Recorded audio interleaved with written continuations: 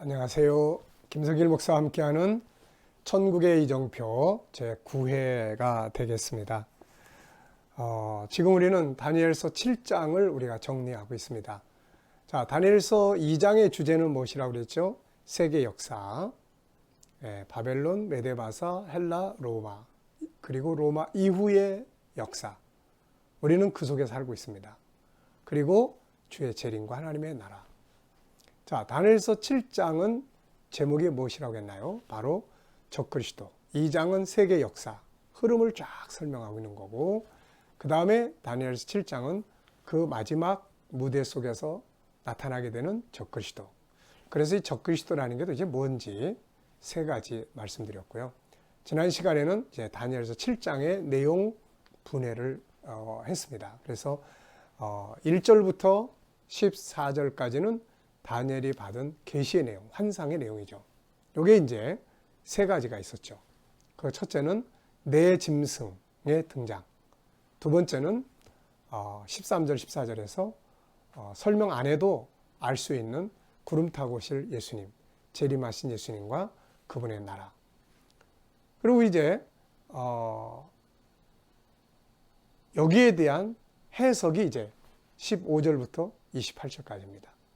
그래서 그 중에서 15절, 16절은 환상을 본 다니엘이 고민하고 물었죠. 그리고 이제 17절, 18절은 전체적 해석이었습니다. 내 짐승은 세상에 일어날 내 왕, 내 나라다. 이 내 나라가 지나고 나면 주님 재림하시고 하나님 나라가 임하게 된다. 너무 이렇게 간단하게 정리를 했어요.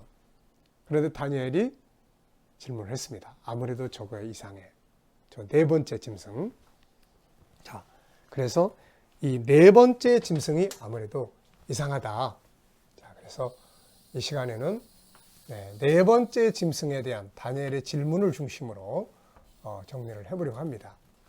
자,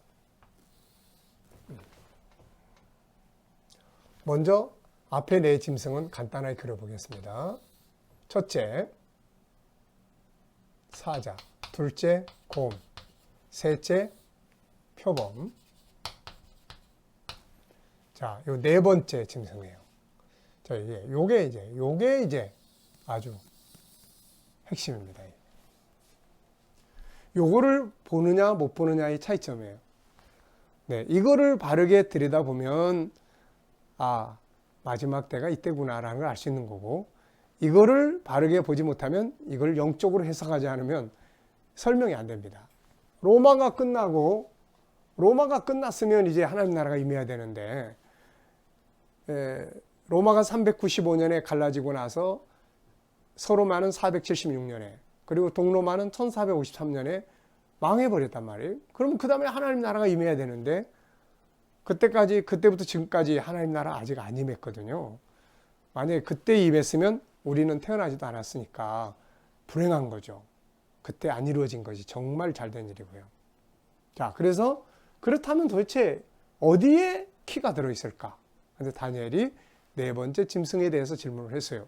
그래서 이 네 번째 짐승에 대해서 질문을 했는데, 그 질문한 내용은 이제 19절부터 22절까지 좀 이상하다. 도대체 뭐냐 해서 자기가 쭉 이제 이야기를 했습니다. 네. 자, 이제 19절부터 22절인데 한번 보면 이래요. 넷째 짐승은 심히 무섭고 이는 철이고 발톱은 노시고 먹고 부스들이고 나머지 발 밟았다. 이거 엄청난 세력을 가진 나라죠. 근데 그걸로 끝나지 않고 20절, 21절이 또 있단 말이에요.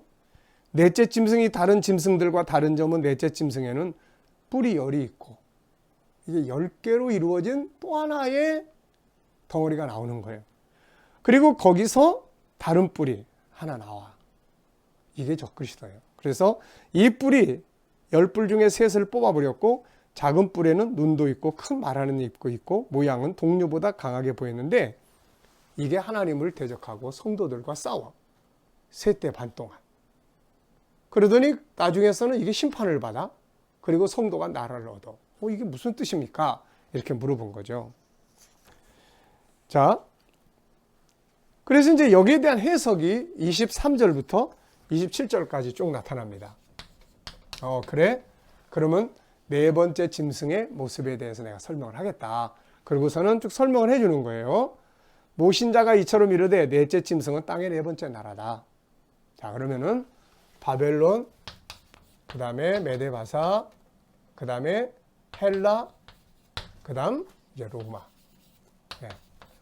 넷째 나라. 이게 역사예요. 천국의 이정표는 역사라고 이야기를 했죠. 뭐 이 속에서 상징을 찾고 이 속에서 뭐 비유를 찾고 이래버리면 벌써 역길로 가는 거예요. 역사입니다. 역사. 인류의 역사예요. 천국운동은 인류의 역사를 통해서 가는 거예요. 그러니까 우리가 이 역사를 이해를 해야 돼요. 천국운동의 이정표는.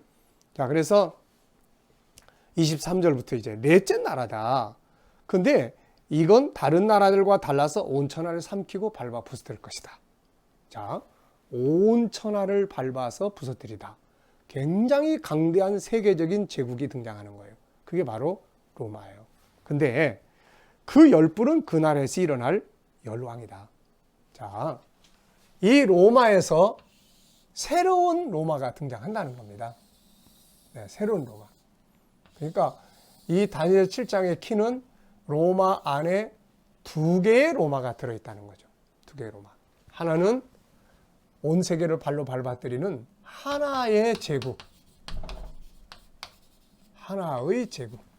구로마입니다. 이거 구로마. 구로마. 그 다음에 구로마 제국에서 여기서 나와 이제. 여기서. 10개로 이루어지는 나라.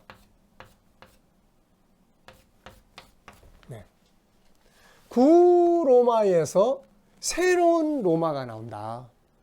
이거는 단순하게 로마 제국의 10명의 왕이 아니에요. 왜 그러냐면은 구로마에서 등장하는 뭐 네로로부터 시작을 해서 이 10명의 왕을 가지고 이야기를 해버리면 그 10명 왕이 지난 다음에 예수님 재림하셔야 되는데 로마가 다 끝났는데도 예수님 재림 안 하시잖아요. 그러니까 그쪽으로 가면 안 돼요. 그래서 이것은 새로운 하나의 나라의 형성으로 우리가 봐야만 맞는 거예요. 이게. 그래서 이것을 10개의 나라, 로마에서, 하나의 로마에서 이게 10개의 나라로 등장을 한다. 10개의 나라로 뭉쳐진 하나의 덩어리가 나온다, 이거. 그리고 이 중에서 한 뿔이 나온다, 이거. 이게 바로 이제 적그리스도예요, 이거. 저게 하나가 나오더니 말 안 듣는 앞에 있는 왕들, 자기 마음에 안 드는 사람들, 새 왕을 싹 제거해요. 요즘에 미국의 아무개 대통령 같은 사람은 얼마든지 그럴 수 있죠. 뭐 중국의 아무개 씨 같은 사람들은 마음에 안 드는 정치인들은 얼마든지 다 잡아다가 없애버릴 수 있는 거죠. 이거 다. 새 왕 복종시켜요. 그러면서 그가 장차, 이 이제 그가, 여기서 그라고 하는 존재예요. 그가 적그리스도죠. 장차 지극히 높으신 이의 일을 말로 대적하고, 지극히 높으신 이가 누굽니까? 하나님이에요. 하나님 대적해. 지극히 높으신 이의 성도를 괴롭게, 그 시대의 성도들을 괴롭게 해. 때와 법을 고쳐 자기 마음대로. 성도들은 그의 손에 붙임받아요. 한때, 두때, 반때. 네, 여기서 기간이 정해져 있어요. 한때, 두때, 반때. 이게 뭐냐? 그래서 3년 반 이렇게 해도 봅니다. 물론 3년 반이에요. 근데 이거는 이제 요한계시록에 가면 더 구체적으로 거기서는 3년 반, 1260일, 42달 이렇게 이제 표현을 하고 있으니까요. 자, 여기서는 세때 반. 자, 세때 반 동안 지나는 거예요. 성도들이. 그러니까 세때 반 동안은 이 적그리스도가 세계를 지배합니다. 세계를. 그래서 이 사람으로 말미암아서 교회가 가짜들은 다 글로 넘어가고 진짜들만 남는 거죠. 이게 추수 때예요. 그러니까 여러분 이게 나쁜 거 아닙니다. 추수 때는 키로, 타작마당 키로 체질에서 알국은 뭐고 쭉정이는 다 버리고. 그러니까 이 사람이 나타나서 그 역할을 하는 거예요. 하나님이 그 일 때문에 이 사람 등장하는 거 허락하시는 거예요. 그래서 껍데기들, 심판받을 자들 다 그쪽으로 그 편이 되는 거고, 진리 안에 서 있는 자들은 주님 편에 서는 거고. 그래서 이제 그 역할을 하러 이 사람이 등장하는 거예요. 자, 그리고 이제 심판이 시작이 됩니다. 요 때가 딱 되면 심판이 시작이 돼. 이제 누가 오셔요? 심판자가. 예수님이 재림하시고 그 적그리스도 이제 권세를 뺏겨요. 그리고 멸망합니다. 그 이야기가 계시록 19장이에요. 19장. 계시록 19장에 보면은 거기 짐승이 나와요. 짐승. 이 짐승. 계시록 12장에서는 용을 말하는데 용은 마귀를 말하는 거고 13장에서는 짐승을 말하는데 이 짐승은 적그리스도예요. 그 짐승을 여기서는 바로 이제 작은 뿔 이렇게 이야기하는 거예요. 자, 그리고 나서는 심판을 받아요. 거기 19장에 예수님 재림하셔서 이 적그리스도와 그 무리들 마지막 아마겟돈 전쟁 현장에서 붙잡아가지고 다 지옥불에 던져버리는 이 장면이 거기 나와요. 그 심판받아요. 그리고 나면 이제 성도들이 뭘 얻어요? 나라와 건세와 온천한 나라들의 위세가 지극히 높으신 자의 거룩한 백성에게 붙임받으리니 그의 나라는 영원한 나라이라.